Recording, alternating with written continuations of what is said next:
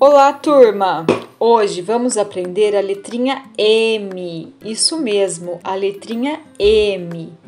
M de milho, M de maçã, M de mágica.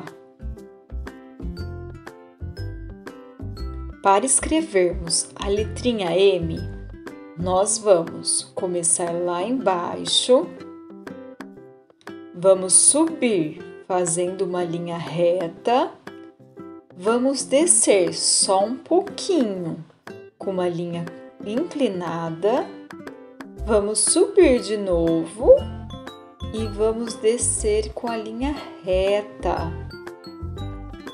A letrinha M faz Isso aí, turminha, essa foi a letrinha M. Espero que vocês tenham gostado.